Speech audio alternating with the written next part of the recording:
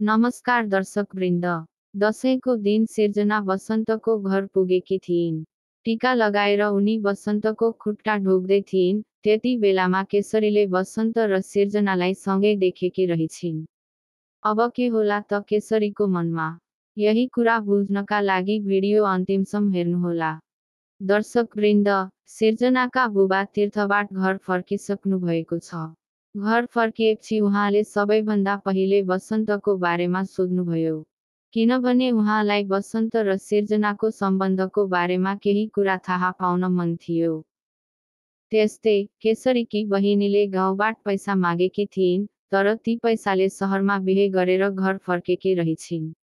अब उनले आफ्नी दिदी केशरीलाई भेट्न खोज्दैछिन्, तर दिदीको मनमा तिघ्रा दुखाइ जस्तै घाउ अझै ताजा छ।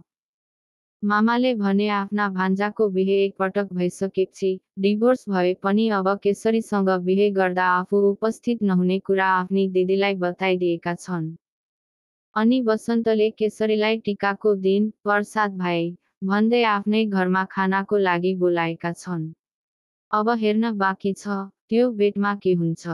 के बसन्त र केशरीको सम्बन्ध फेरि नजिकिन्छ त?